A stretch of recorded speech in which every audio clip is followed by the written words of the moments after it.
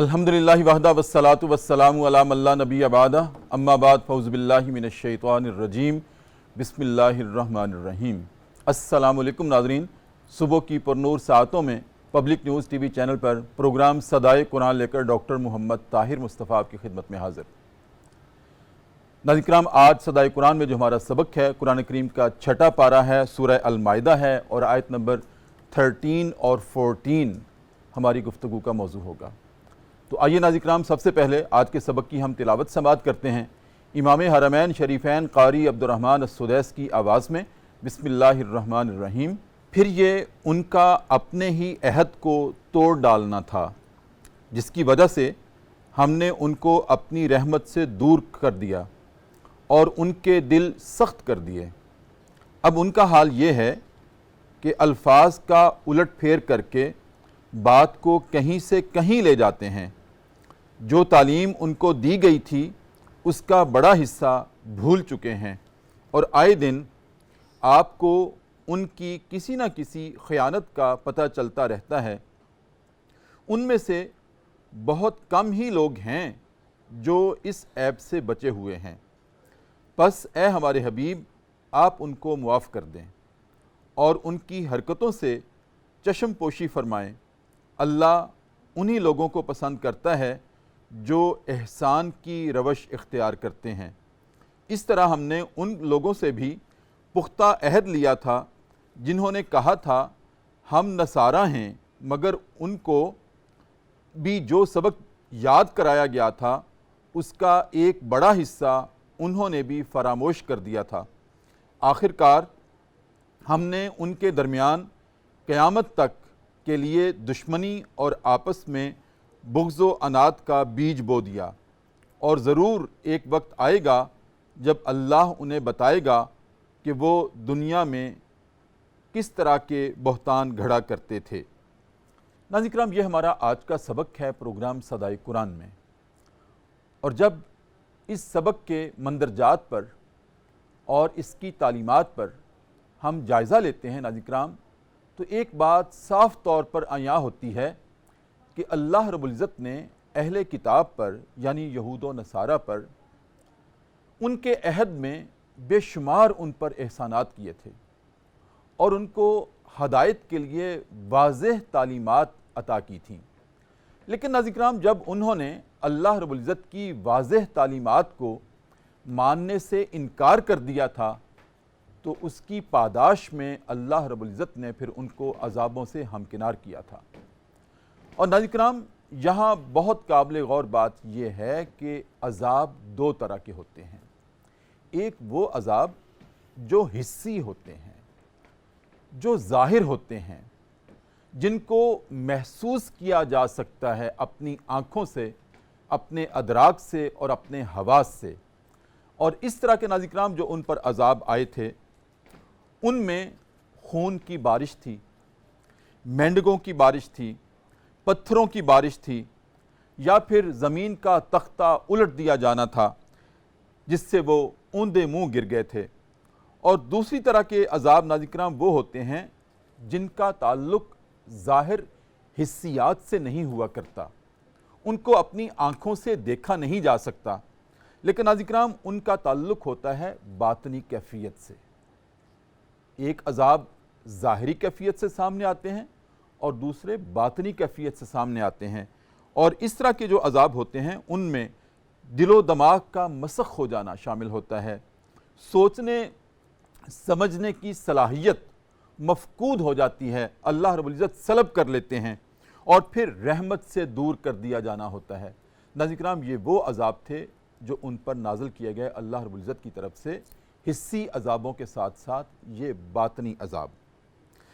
ناظرین کرام، جب حسی کی بجائے باطنی عذاب آتے ہیں، جب کسی انسان سے سوچنے سمجھنے کی صلاحیتوں کو سلب کر لیا جاتا ہے، تو پھر حال یہ ہوتا ہے ناظرین کرام کہ ایک وہ برتن ہوتا ہے جس کا رخ سیدھا ہوتا ہے، اس میں جب ہم کوئی چیز ڈالتے ہیں تو اپنی تہہ تک پہنچتی ہے، اور جب اس طرح کے عذاب آتے ہیں باطنی یعنی رحمت سے دور کر دیا جانا، سوچنے سمجھنے کی صلاحیت کو سلب کر لیا جانا، تو پھر ناظرین کرام اس کی مثال یہ ہوا کرتی ہے کہ ایک برتن کو الٹا رکھ دیا جائے اور اس میں پانی ڈالا جائے تو وہ کبھی بھی اندر تہہ تک نہیں جائے گا، بلکہ ارد گرد سے وہ پانی گرتا رہے گا۔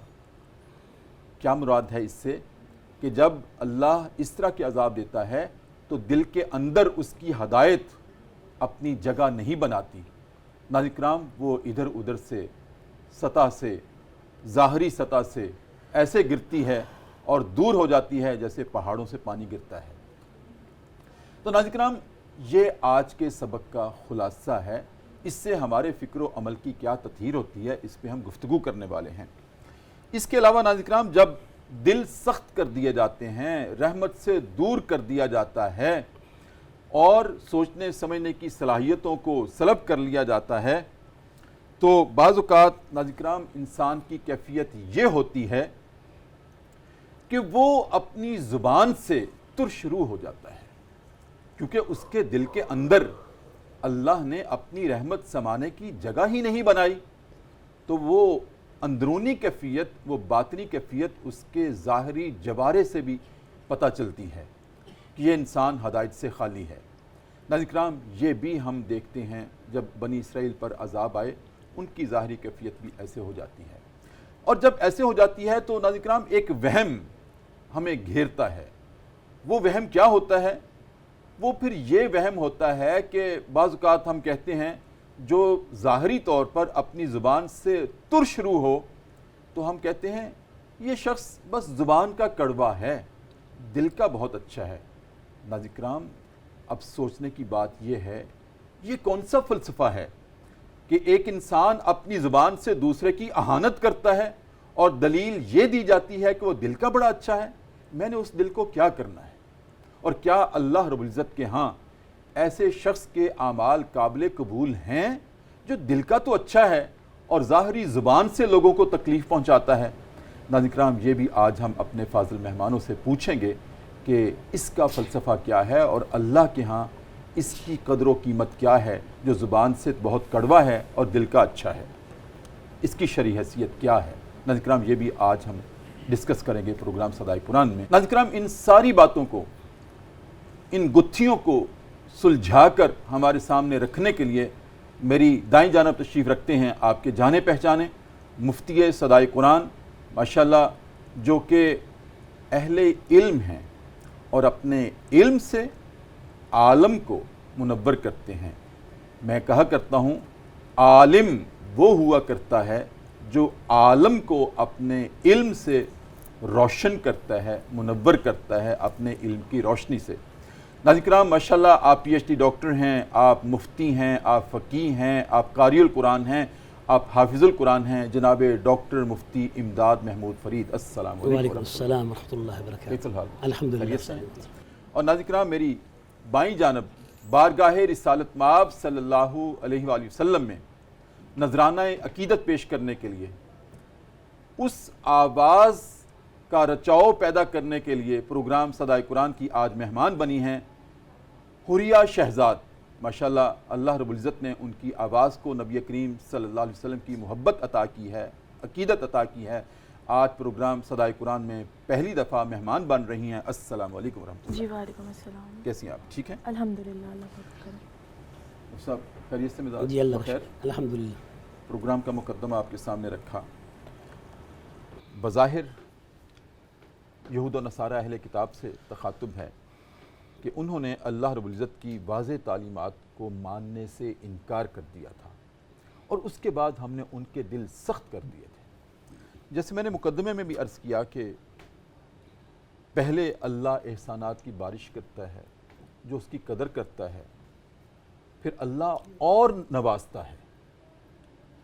جیسے کہ کلام اللہ میں ارشاد ہے کہ اگر تم ان شکرتم لازیدنکم، اگر تم میرا شکر ادا کرو کہ میں اور دوں گا، اور بڑھاؤں گا، اور بڑھاؤں گا۔ لیکن بجائے اس کے کہ وہ شکر کرتے، انہوں نے استہزاء کیا، انہوں نے اہانت کی پیغمبروں کی، انبیاء کی، اور اللہ رب العزت کی واضح تعلیمات کو انہوں نے ماننے سے انکار کر دیا۔ پھر اللہ کا عذاب آیا اور عذاب کئی طرح کے آئے.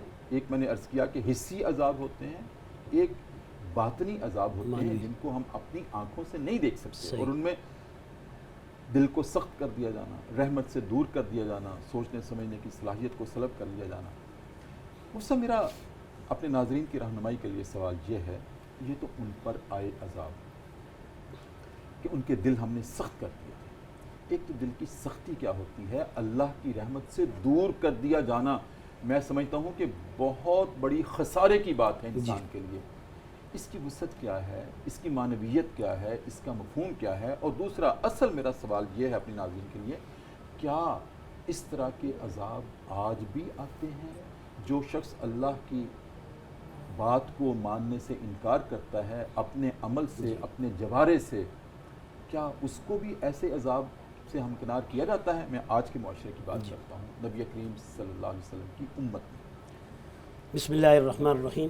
الحمدللہ رب العالمین والعاقبۃ للمتقین والصلاة والسلام علی سید الانبیاء والمرسلین نبینا محمد خاتم النبیین ورؤوف الرحیم وعلی آلہ واصحابہ وبارک وسلم تسلیما کثیرا. اما بعد فاعوذ باللہ من الشیطان الرجیم. بسم اللہ الرحمن الرحیم. نہایت واجب الاحترام استاد محترم اور سامعین کرام, آج کی صدائے قرآن کے موضوع میں جو آیات زیر بحث ہیں, قرآنی آیات سے جو موضوعات آپ نے اخذ کیے ہیں اور تمہیدی طور پر آپ نے اس کا ایک مقدمہ بھی پیش کر دیے ہے کہ فَبِمَا نَقْضِهِمْ مِيثَاقَهُمْ لَعَنَّاهُمْ وَجَعَلْنَا قُلُوبَهُمْ قَاسِيَةً, کہ نقض عہد, جس کو نقض عہد اکثر پڑھا جاتا ہے, نقض عہد توڑنا عہد کا, یعنی وعدے کا توڑنا. پہلے یہ تفسیر تشریح پچھلے اسباق میں گزر چکی ہے کہ یہاں ہر ایک شخص, یہاں عہد کی بات آ رہی ہے. ہر شخص کا جو میثاق ہے, پہلے تو میثاق ہے پوری جماعت کا, یہاں ذکر تو اس پوری جماعت کا ہے, بنی اسرائیل کا ہے, جو پچھلی قومیں آ رہی ہیں ان سب سے اللہ تعالیٰ نے عہد لیے ہے. اور یہ عہد لیے ہے, وہ عہد کیا تھا؟ محبوب کریم سید المرسلین خاتم النبیین محمد الرسول اللہ صلی اللہ علیہ وسلم کی ان کے ہاں قبل از وقت تشریف آوری سے پہلے, یعنی قبل از وقت تشریف آوری کے, ان سے یہ عہد لیا گیا کہ جب بھی میرے محبوب سید المرسلین آئیں گے تو اے نبیوں کی امتوں اور اے میرے نبیوں, سب یہ وعدہ دو کہ ہم اس نبی برحق پر ایمان لے آئیں گے اور اس برحق نبی کی اتباع کریں گے. یہ تو قرآن مجید میں بڑا واضح ہے. جی بالکل. اب اس عہد کا تعلق صرف بنی اسرائیل قوم تک ہے؟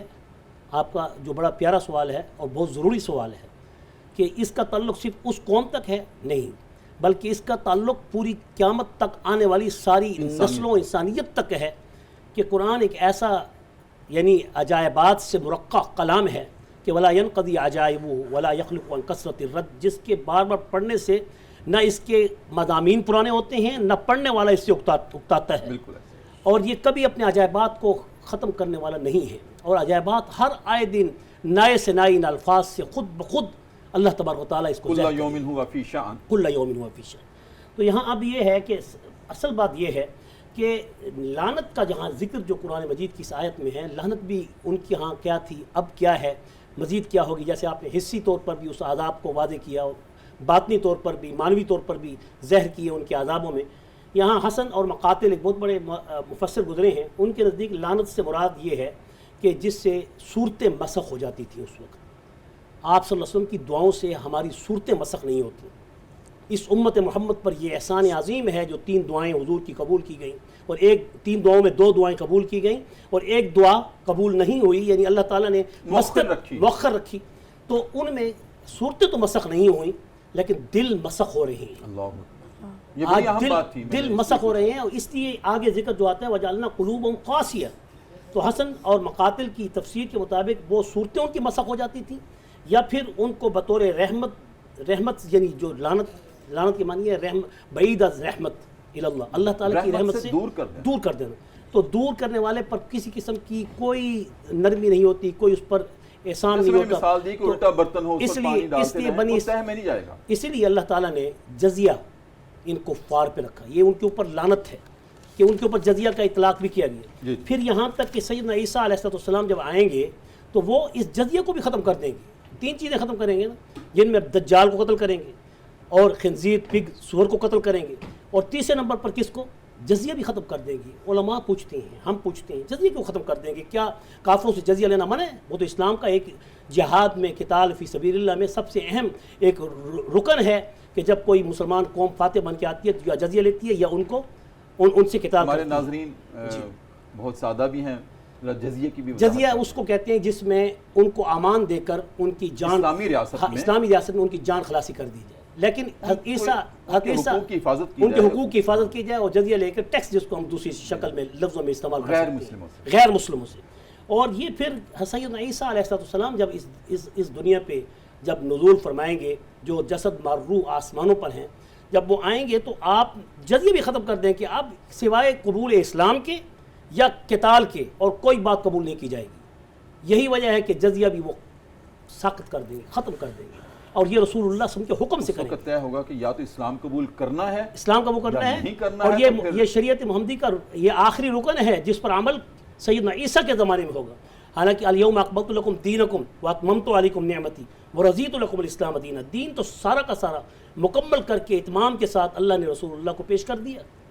اب اس کی اتمام کی ایک شکل ابھی بھی باقی ہے کہ جو سیدنا عیسیٰ علیہ السلام حضور کی اس حکم کو پورا کرنے کی خاطر اس دنیا میں آئیں گے۔ اس کا مطلب تو یہ ہے کہ پھر لا اکراہ فی الدین کی جو شک ہے یہ ختم ہو جائے گی۔ یہ پھر اس وقت ساقط کر دی جائے گی، یا اس کی تعویل یا اس کی تطبیق کر کے، کیونکہ حکم شرعن جو رسول اللہ صلی اللہ علیہ وسلم کی احادیث سے جو نص سے ثابت ہے اس پہ عمل کرنے کی خاطر اس کو ایسے کر دیا جائے۔ ٹھیک، تو اب یہاں پر اذا وسد الامر الى غیر اہلہ فانتظر الساعہ، نقض عہد جو ہے، نقض عہد یعنی کہ عہد کا توڑنا اس قدر برا ہے کہ رسول اللہ صلی اللہ علیہ وسلم کی حدیث مبارک یہ بھی آتی ہے کہ جب کوئی شخص اپنے اس عہد سے، جس عہد سے وہ کسی نعمت کو حاصل کرتا ہے، پھر اس نعمت کی قدردانی نہیں کر سکتا، شکر نہیں بجا لا سکتا۔ شکر کے معنی دراصل قدردانی ہے، اور قدردانی یہ ہے کہ اس عہد کو پورا نہیں کرتا تو پھر ہم ان کے اندر نفاق کو پیدا کر دیتے ہیں، اور پھر وہ قوم اپنے دلوں کے فیصلوں کو بھلا بیٹھتی ہے، جو قلبی فیصلے ہوتے ہیں، جو انشراح صدر، افمن شرح اللہ صدرہ للاسلام فهو علی نور من ربہ، جو اللہ کی طرف سے ایک نور ہوتا ہے، ہر مومن کو ملتا ہے، مگر کوئی جماعت جب اس عہد کو توڑتی ہے، جیسے ہم نے ملک پاکستان حاصل کیا کلمے کی بنیاد پر، اور آج 75-76 سال سے اس ملک کے اندر آئین شریعت، نظام شریعت، قانون کی حکمرانی، اسلام اور دین کا وہ عادلانہ نظام، آج ہم اس سے عاری ہیں، اس لیے آپس کے نفاق کا شکار ہو گئے ہیں۔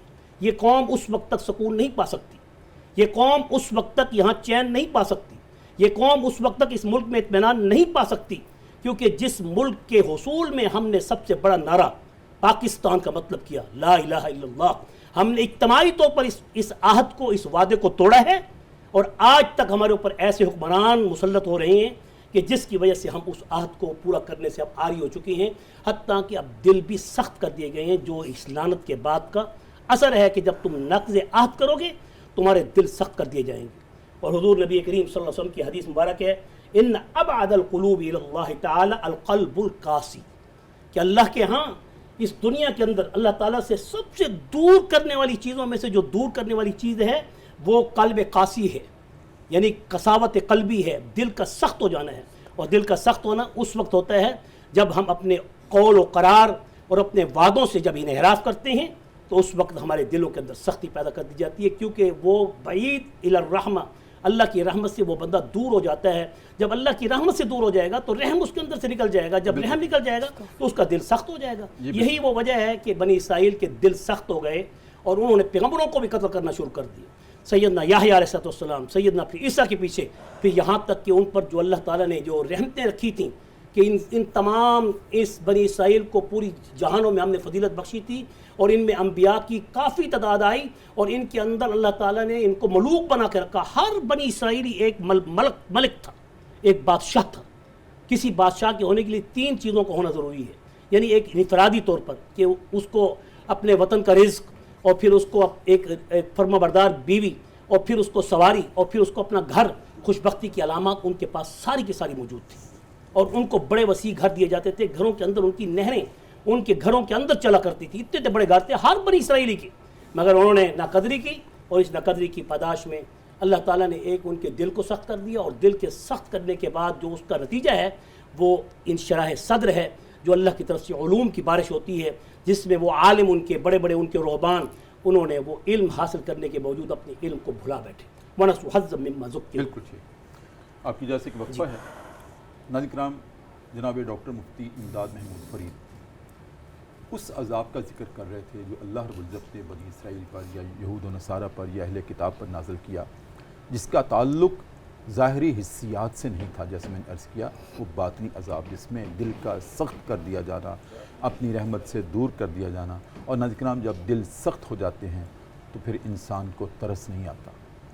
انسان جو کہ اشرف المخلوقات ہے، جس کو اللہ رب العزت نے پیدائش کے ساتھ ہی وَلَقَدْ كَرَّمْنَا بَنِي آدم کا خطاب دیا ہے کہ ہم نے اس کو اکرام عطا کیا ہے، عزت عطا کی ہے، لیکن آج اسی انسان کے سامنے کوئی ہاتھ پھیلا رہا ہے، کوئی دامن پھیلا رہا ہے، کسی کے آنکھوں سے آنسو نکل رہے ہیں، لیکن کسی کو ترس نہیں آتا، اور اتنی دوڑ لگی ہوئی ہے، نفسہ نفسی کا عالم ہے کہ آج ہم اپنا فائدہ تو چاہتے ہیں، ایک کسی اندھے کو بھی بازو پکڑ کر سخت سڑک پار کرانے کے لیے تیار نہیں ہے۔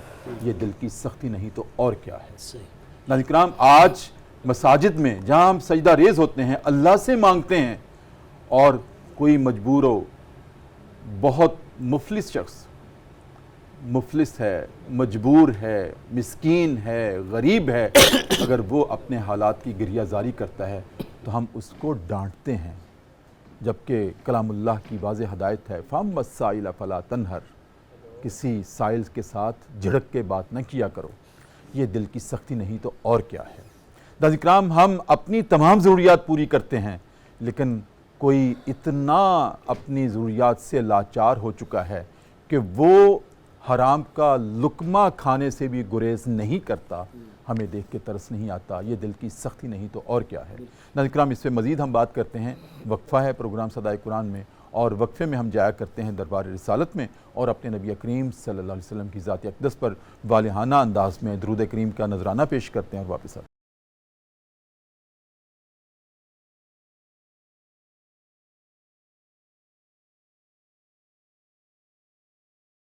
وقفے کے بعد ناظرین کرام دوبارہ آپ کی خدمت میں حاضر ہیں۔ صبح کی پر نور سے آتے ہیں، public news TV channel ہے، ہمارا پروگرام ہے صدائے قرآن، جو کہ الحمدللہ رب العالمین آج پہنچا ہے۔ قرآن کریم کا چھٹا پارہ ہے، سورہ المائدہ ہے، اور آیت نمبر 13 اور 14 کے مضامین ہماری گفتگو کا موضوع ہیں، اور آج ہمارے مہمان ہیں جناب ڈاکٹر مفتی امداد محمود فرید۔ مجھ صاحب، بہت خوبصورت آپ نے دل کی سختی پر روشنی ڈالی، اور اس کے جو امپیکٹ ہیں، اثرات ہوتے ہیں معاشرے پر۔ اسی کے نتیجے میں نے ایک بات عرض کی تھی مقدمے میں، کہ جب دل سخت ہو جاتے ہیں تو انسان ترشرو ہو جاتے ہیں، اور جب ترشرو ہو جاتے ہیں تو ان کے کلام میں، ان کے رویوں میں، بیہیویئر میں ایسی سختی آ جاتی ہے جن کو ہم پتھر دلی سے بھی منسوب کرتے ہیں، جو کہ کسی بھی صورت اللہ رب العزت کو گوارا نہیں ہے کہ ایک انسان دوسرے انسان کے لیے پتھر دل ہو جائے، اس کا دل اتنا سخت ہو جائے کہ اس کو کسی کے آنسو دیکھ کر بھی ترس نہ آئے۔ یہ دل کی سختی ہے۔ لیکن دوسرے ہی پہلو میں ہم یہ بھی کہتے ہیں کہ کوئی بات نہیں، یہ انسان دل کا بڑا اچھا ہے، زبان کا کڑوا ہے۔ میں عرض کر رہا ہوں، میں نے اس دل کو کیا کرنا ہے کہ دل کا اچھا ہے، زبان کا کڑوا ہے؟ مجھے تو تکلیف اس کی زبان سے پہنچی ہے۔ کیا ایسے شخص کے اعمال اللہ کی نگاہ میں قابل قبول ہوں گے کہ جو دل کا بڑا اچھا ہے اور ظاہری طور پر اپنے رویوں سے یا اپنی زبان سے یا اپنے کلام سے لوگوں کی اہانت کرتا ہے، ان سے ترش روی سے پیش آتا ہے؟ کیا حیثیت ہے اس کی؟ بسم اللہ الرحمن الرحیم۔ میں اس موقع پر سامعین کی نظر ایک حدیث پڑھوں گا، جی جی، بڑی ہی پیاری حدیث ہے کہ آپ سب کا فرمان مبارک ہے کہ سل من قطعک واعف عمن ظلمک وآت من حرمک واعط من حرمک واحسن الی من اساء الیک۔ اس حدیث سے پہلے ایک اور حدیث بھی پہلے سن لیجیے گا، وہ بڑی پیاری حدیث جی ہے جی، کہ من خلق الاسلام ترک ما لا یعنی۔ ایک تو یہ ہے کہ اسلام کے خلق میں، اخلاق میں سب سے بڑی چیز یہ ہے کہ وہ لا یعنی گفتگو کو چھوڑ دیں، اور لا یعنی گفتگو سے ہی انسان کو کسی دوسرے انسان کو زبان کے ذریعے سے پھر نقصان ہوتا ہے۔ اس لیے تو حضور نے فرمایا کہ المسلم من سلم المسلمون من لسانہ و یدہ، بالکل یہاں زبان کو یعنی پھر حضور نے فرمایا کہ من یضمن لی ما بین لحییہ وما بین فرجیہ او کما قال علیہ الصلاۃ والسلام، کہ اسلام میں زبان اور ہاتھ کا استعمال بہت ہی اہم ہے، بہت ہی اہم ہے۔ جراحات السنان الحتیام ولا یلتام ما جرح اللسان، اونٹوں کو پہلے وقتوں میں جب قلادہ ڈالا جاتا تھا تو ان کے کوہان کو اس لیے چیرا جاتا تھا کہ وہ بہت مدتوں بعد اس کا وہ زخم منمل ہوتا تھا، تو یہاں تک کہ 3 مہینے چلتے تھے، تو پھر ڈاکو چور وغیرہ اس پر اس لیے ہاتھ نہیں اٹھاتے تھے کہ یہ قربانی کے جانور ہیں، ہدی کے جانور ہیں۔ لیکن اللہ تعالیٰ کے پاک پیغمبر صلی اللہ علیہ وسلم کی احادیث کی روشنی میں امام جامی کا یہ شعر کہ جراحات السنان الحتیام، اس تلواروں کے نیزوں کے زخم وہ بھی ایک دن مندمل ہو جاتے ہیں، اللہ اکبر، ولا یلتام ما جرح زبان کے اللسان، زخم مندمل نہیں ہوتے، مگر زبان کا جو زخم ہے وہ مندمل بہت مشکل سے ہوتا ہے۔ تو پہلی بات یہ ہے کہ دل کا برا ہونا اور زبان کا کڑوا ہونا، دل کا اچھا ہونا اور زبان کا کڑوا ہونا بھئی وہ برابر ہے۔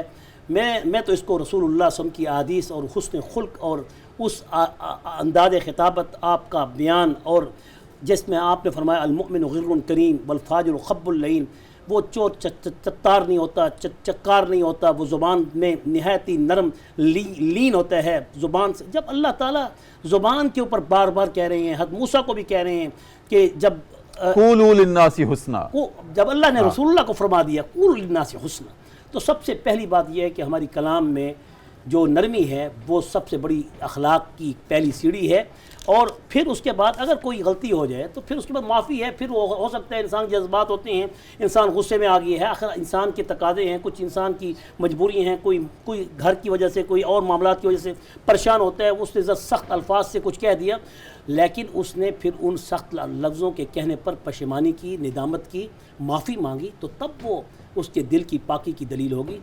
ادروائز وہ دل بھی تو کھاتا رہے، ہاں جی، اور پھر وہ اور ہم کہتا کہتے رہے ہیں دل کا بہت اچھا ہے، اور دل کا بہت اچھا ہے، اور وہ زبان درازی بھی کرتا رہے، غیبت بھی کرتا رہے، یہ آج ہمارے معاشرے کا مسئلہ ہے، اور اس کو وہ اپنے لیے یہ سمجھتے ہیں کہ یہ تو بڑا حق گو ہے، کیونکہ ذرا حق گو جو ہوتے ہیں غصے میں آ کے وہ بات کہہ دیتے ہیں، بات ان کی کڑوی ہوتی ہے، ہم ایسے جی۔ تو یہ بڑی ہمارے معاشرے کی آج ایک یہ رویہ ہے معاشرے کا، اور یہ میں سمجھتا ہوں کہ ایسا نہیں ہونا چاہیے، ایسا نہیں ہونا چاہیے، کبھی بھی اس پہ ہماری نبی کریم صلی اللہ علیہ وسلم نے اس پہ ٹالریٹ نہیں کیا۔ جی، آپ کیا خوبصورت آپ نے حدیث ارشاد فرمائی ہے، اور بھی بڑی پیاری ہے، بہت سے اخلاق پر تو بڑی حدیث ہیں آپ سن کی، کہ آپ نے فرمایا کہ تبسم لوجہ اخیک صدقۃ لو کما قال علیہ الصلوۃ والسلام، جب بھی کوئی مومن کسی مومن سے ملے تو وہ اپنے چہرے کو بھی ہنستا ہوا پیش کرے۔ تمہیں کیا معلوم کہ اس بیچارے دل میں جس سے آپ مل رہے ہیں کئی غم وہ لے کے بیٹھا ہو، اور آپ کے ہنسنے سے اس کے غموں کا انتقام ہو، ملنے سے آپ کے ہنسنے سے اس کے ہنسنے کی وجہ سے اس کا غموں کا انتقام ہو جائے۔ لیکن یہ ہم ان باتوں کو نہیں لیتے، اور ان باتوں کو ہم کہتے ہیں یہ تو یار یہ ایسی زہری بات ہے، ہاں ایسی لا یعنی گفتگو یا ایسا مذاق کہ جس سے اللہ اور اس کے رسول کے احکامات کی خلاف ورزی ہو، تو اس سے منع کیا گیا ہے۔ باقی تو انسان کو ہمیشہ اپنی زبان سے، اپنے فکر اور اپنے چہرے سے بھی تو شروع ہونے کی بجائے نہایت ہی خوش خلق ہونا چاہیے، خشک خلق نہیں ہونا چاہیے، خشک خلق بھی نہیں ہونا چاہیے، خشکی نہیں ہونی چاہیے، خوشی ہونی چاہیے کہ جس کو دیکھ کے انسان کو ہنسی آئے، مذاق آئے، محبت آئے، اور ایک پیار بانٹے، اور محبت کرنے والوں کو اللہ پسند فرماتے ہیں۔ بالکل ٹھیک ہے، ایک ہے شروع ہونا کلام سے، اور آپ نے بڑی خوبصورت بات کہی ہے، ایک ہے کہ ماتھے پر شکن ڈالنا، یہ بھی اللہ کو برداشت نہیں ہے، پسند نہیں ہے۔ ابا سوت واللہ ان جاءہ الاعمی کیا ہے، یہی تو ہے، صحیح، سبحان اللہ، کہ ایک اندھا آیا تھا، آپ نے اس کو دیکھ کر ماتھے پہ سلوٹ ڈال لی۔ جی، اے ہمارے حبیب کریم، آپ کی شایع نشان نہیں ہے۔ وما یدریک لعلہ یزکا، آپ کو کیا معلوم کہ وہ آپ کے پاس بیٹھ کے کتنی پاکیزگی حاصل کرتے ہیں۔ بے شک، تو وہ اگر انسان اپنے چہرے سے، اپنی مسکراہٹ سے، اپنے کلام سے، یہ ایک تو نرم خوئی بھی تو ایک صدقہ ہے، صدقہ ہے، ایک میٹھا بول جی بالکل، سبحان اللہ، صدقہ ہے اللہ کی نگاہ میں۔ اور آج تو کافی ایسے لوگ ہیں جو بیچارے دلوں کے زخمی ہیں، جی، وہ بیمار ہیں، تکلیف میں ہیں، پریشان حال ہیں، غربت کا شکار ہیں، گھروں کی پریشانیاں، اولاد کی پریشانیاں، اگر ان کے ساتھ ہنس مکھ نہیں کریں گے تو پھر ان کی زندگیوں میں چین کیسے آئے گا؟ صحیح ہے۔ وہ سب یہاں پر آج کے سبق میں ہی اللہ رب العزت نے اپنے حبیب کریم کو ایک اور تلقین فرمائی ہے کہ اے ہمارے حبیب، یہ اہل کتاب جس طرح سے ترش روئی کر کے، بد زبانی کر کے، اہانت کا رویہ اختیار کرتے ہوئے آپ کا دل دکھاتے ہیں، ان کو معاف کرتے جائیں، ان سے اعراض برتیں۔ یہ تو ہمارے نبی کریم کو اللہ رب العزت کی طرف سے ارشاد ہے۔ تو مفتی صاحب ہمارے ناظرین کی رہنمائی کیجیے گا کہ یہاں سے ہمارے لیے سبق کیا ہے، صدائے قرآن کیا ہے، تلقین کیا ہے۔ اللہ رب العزت نے اپنے نبی کو تو ارشاد فرمایا کہ آپ ان سے اعراض برتیں، ان کو نظر انداز کریں، لیکن آپ کا جواب میں چاہوں گا وقفے کے بعد۔ ناظرین کرام، بہت اہم سوال میں نے مفتی صاحب کے سامنے رکھا ہے، اس کا جواب لیتے ہیں کہ کس حد تک معاف کرتے جائیں لوگوں کے رویوں کو، ان کی سنگ دلی کو۔ کیا ہم معاف ہی کرتے جائیں؟ کیا ہم برداشت ہی کرتے جائیں؟ کہاں تک برداشت کی حد ہے جہاں تک ہمیں تلقین کی گئی ہے؟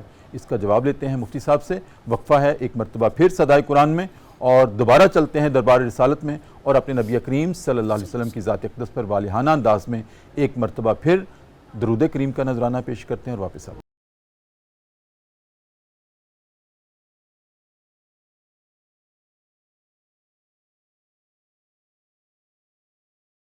وقفے کے بعد ناظرین کرام دوبارہ آپ کی خدمت میں حاضر ہیں۔ صبح کی پر نور سے آتے ہیں، public news TV channel ہے، ہمارا پروگرام ہے صدائے قرآن، اور آج ہمارا سبق ہے قرآن کریم کا 6واں پارہ ہے، سورہ المائدہ ہے، اور آیت نمبر 13 اور 14 ہماری گفتگو کا موضوع ہے۔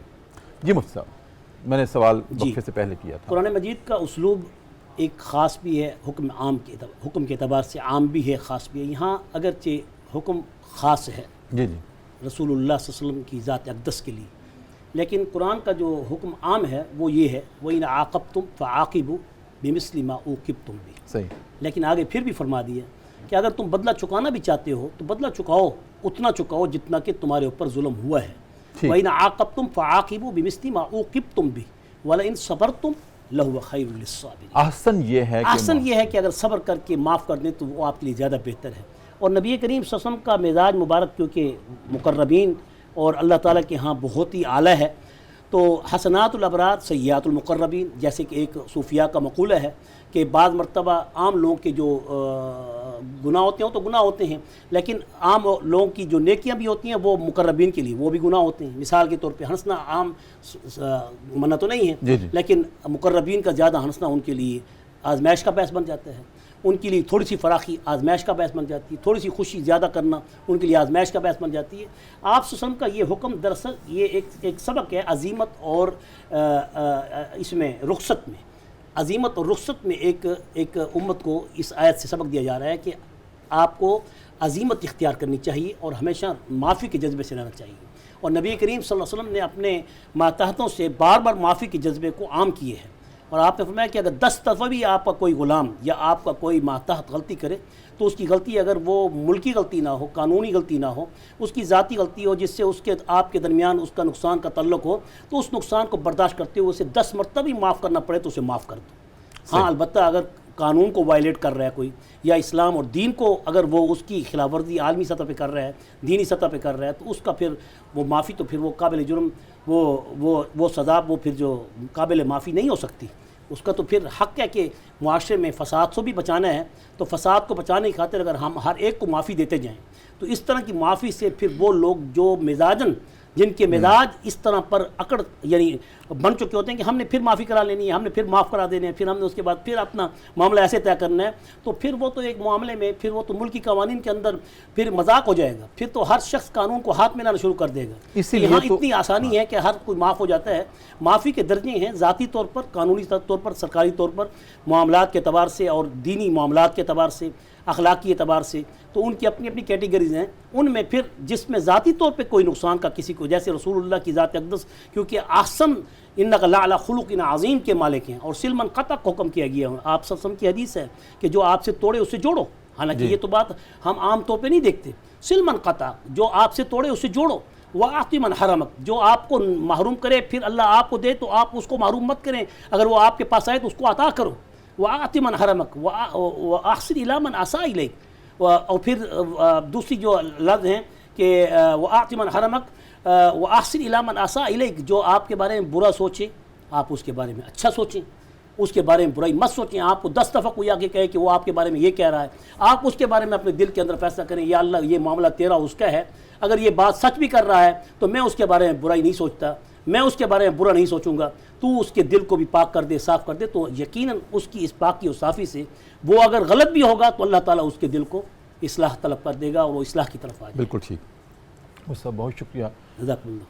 خوبصورت رہنمائی کا. ناظرین کرام، آج کے سبق میں جو ہمارے لیے تلقین ہے، جو رہنمائی ہے، وہ مفتی صاحب نے بڑے خوبصورت انداز میں ہمارے سامنے رکھی ہے کہ اللہ رب العزت نے بطور خاص اپنے نبی کریم صلی اللہ علیہ وسلم کو ارشاد فرمایا، لیکن بالواسطہ ہمارے لیے بھی وہ ارشاد ہے کہ معاف کرنا یہ سنت نبوی ہی نہیں ہے.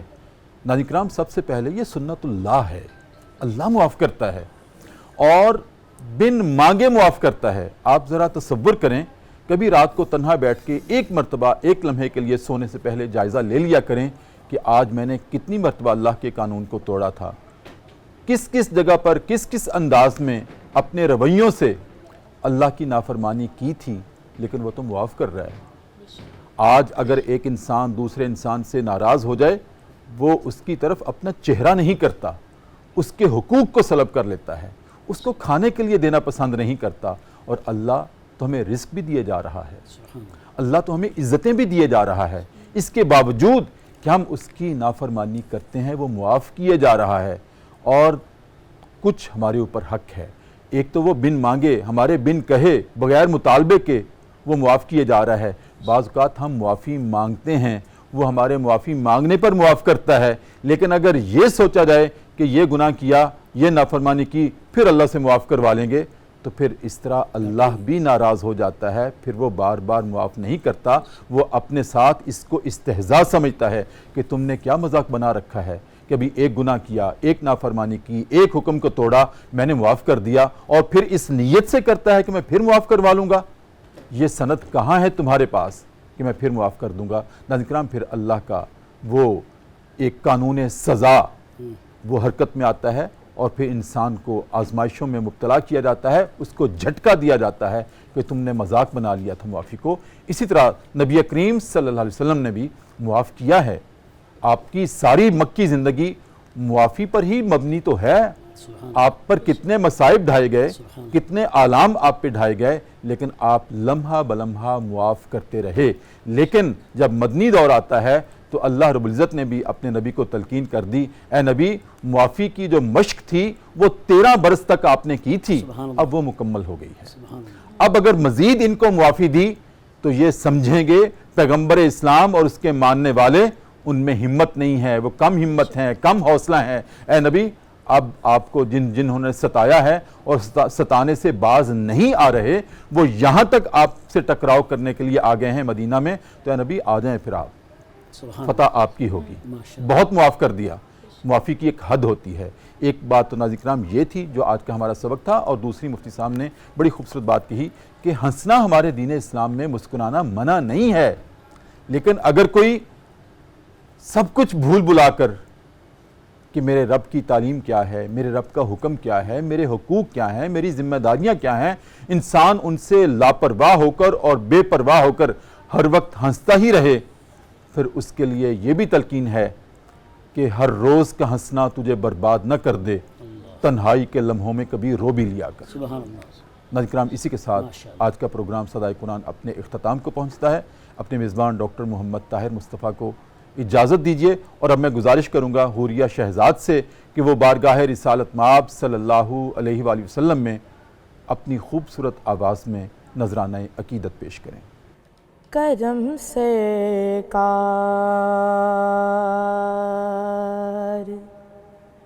کرتے ہیں زمانے بھر کے منگتوں پر، کرم سے کار کرتے ہیں زمانے بھر کے منگتوں پر، فقیروں بے سہاروں کو ہے کافی مصطفیٰ کا در، جسے جو کچھ بھی ملتا ہے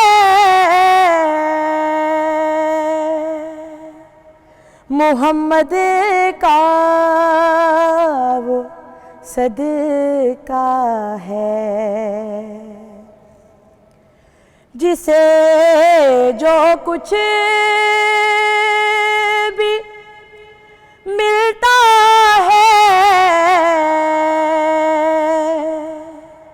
محمد کا وہ صدقہ ہے دیتا میرا اللہ اور قاسم ہے نبی سرور، یہ سورج چاند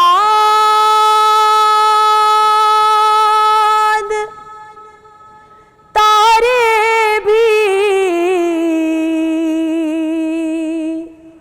ہے آل پاک کے نوکر،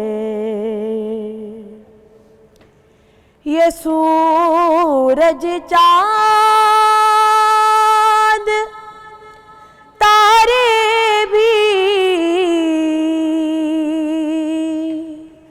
ہے آل پاک کے نوکر، یہ جھکتے ہیں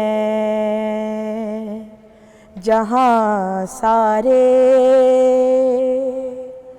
وہ پاک عمران کا ہے در، یہ جھکتے ہیں جہاں سارے وہ پاک عمران کا ہے در، کرم سرکار کرتے ہیں زمانے بھر کے منگتوں پر،